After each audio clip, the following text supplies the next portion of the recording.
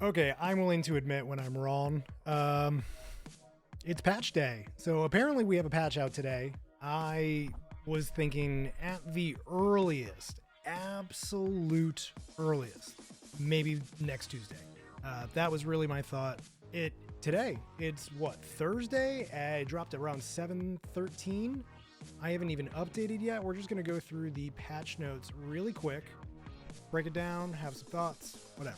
So, patch update November 3rd, 2022. New feature off the bat, we're getting titles. So with titles, they've been added to the reward pool for collector's reserves on the collection level track. So these are going to be openable through collector's reserves. This means we probably have to think about what those percentage rates are now. Those are probably different. Probably doesn't impact the 25% drop rate for new cards if you're in pool 3, but if you're through pool 3, I would assume there's some sort of impact there. Titles are now visible in the matchmaking screen. When you load into a match, let your opponent know what's up. All right, so general snap. Character logos have been added to avatars within the avatar section to more easily understand who each avatar represents. That's a great idea. There's a few in there too that we're probably going to get names for that we don't. Like we got Hacker Man in there. What's Hacker Man actually called? Who knows?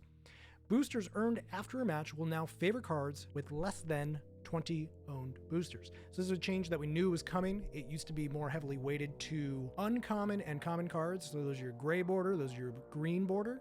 No longer the case.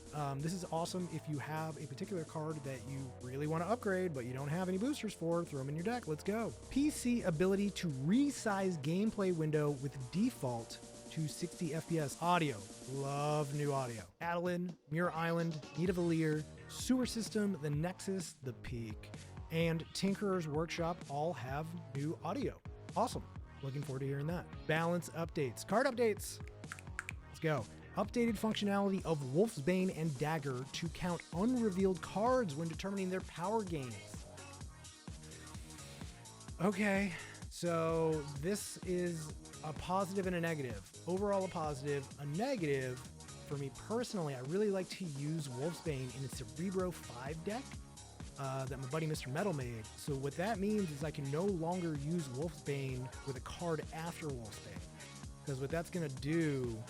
Maybe order matters here. So I don't know if that's actually going to count that fourth card played after Wolfsbane, or if I'm safe playing Wolfsbane alone with a card after. Who knows? We're going to have to check on that. Daredevil is now available in Card Series 3, the highest series currently available in Collector's Reserve boxes. He got pushed back a little bit. You would have thought he would have been added weeks ago, but he got held back a little bit for some reason. And that's why Nick Fury has been added to the random pool as well. It's now possible to get Nick Fury from random sources. Like, oh, wait, I'm sorry. Nick Fury's been added to the random pool, meaning you can get him from random sources like X-Mansion and Agent 13. I thought that was about to say that he was available. Interesting. All right, bug fixes. PC, buttons on the card detail view no longer overlap in full screen. PC, fixed an issue that would cause location art to briefly show as the wrong location before it fully reveals. I've seen that quite a bit. It would flash as another location on the board. PC, out of time warning visual effects now displays in the proper location. Awesome. That's something that gets me a lot. I get very distracted by chat and I end up missing my my out of time warnings, especially if there's no audio or the overlay isn't hitting right. Many updates to improve text for non-English languages. Multiple updates to text positioning / display in UI for non-English languages. Switching languages with cards filtered out no longer causes all cards to go missing. Fixed an issue that would cause players to be unable to progress in the upgrade tutorial when Hulk was picked as the first card to upgrade. Ooh, that's rough. Fixed an issue that caused purchases to happen twice. Ooh, what? That was happening? Yikes. Jubilee no longer triggers on-play effects for cards like Angela, Bishop, and Lockjaw when she pulls them from the deck. That's huge for Jubilee. Oh man, you don't get the Jubilee Lockjaw trick anymore. All right.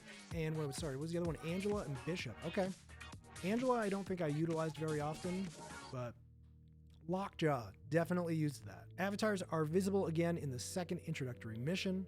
Avatars should no longer need a restart or scene change to be visible in the Avatar Select UI. Attempting to matchmake without a full deck should now provide a warning message. I didn't know you could even attempt. Mystery card icons in the ranked reward UI no longer clip over their tooltip. Fixed an issue that could cause card backs to disappear when scrolling through the deck selector. I've seen that actually. Now that I think about it, I've seen that. The purchase button for variants in the shop no longer disappears when the shop refreshes. Card labels no longer clip under the notch. Tapping a variant you've already bought no longer has overlapping sold message. Made the Android back button functional on more screens. Fixed an issue where some screens showed a small gap at the bottom on iOS. Fixed an issue that could cause soft locks in the tutorial if you repeatedly switched scenes before the next tutorial step is loaded. What are you guys doing to this game? Be nice. Creating multiple decks in rapid succession no longer causes the deck list to disappear.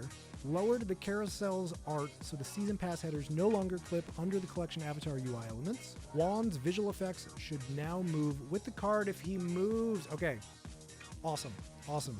No longer double thinking that. Mr. Fantastic's visual effects now play properly when he or the location he's on move. Fixed an issue with Deathlock's visual effects breaking. The enemy's active warpath will no longer play his visual effects when you drag a card out. Uatu should no longer play visual effects if he's drawn off to turn 3. Excellent. Save some time. Fixed Strange Academy's visual effects when moving multiple cards on both sides of the board. Tapping a season cache no longer displays a white square. Fixed an issue where Asgard Ronin contributions could cause all snap errors. Improved Sokovia's text to be more readable on smaller devices. Many art fixes to cards and avatars. Made some improvements to loading times for some device specs. Fixed a rare case where players could get locked in the tutorial at the Sentinel is waiting part of the edit deck tutorial. Interesting. So we're not looking at any card buffs, right? We're just looking at bug fixes and slight updates to locations. We're in a really good place right now with this meta, so I'm honestly not too surprised that we're not getting card buffs or nerfs. However, that's not to say that these things aren't rolling out in the near future as well. I could absolutely see a card-focused patch, because we haven't seen a single nerf or buff with this patch, a card-focused patch coming out with the next season next week. There's a lot of things that I would hope would be in something like that. I'd love to see Lady Sif brought back down to a 2, maybe punish Hela a little bit. Make Spider-Man more of a move card to fall in line with the other spiders, you know, stop movement in and out of the Spider-Man web. Just like fully lock that location down for one turn. And maybe a few location changes. Dream Dimension could totally be changed to not hit turn 5 every time. You know, make it the next turn when a Dream Dimension gets shown. Stuff like that. We're definitely going to see a new card next week. We're definitely seeing new locations next week. So look forward to that. I'm excited. I think these are awesome changes just to the game in general. And I'm glad that we're getting more regular rollouts. So I'll see you guys real soon. And if you haven't yet, there's a really dope video by Kawatek. It's out today as well. You should really check that out.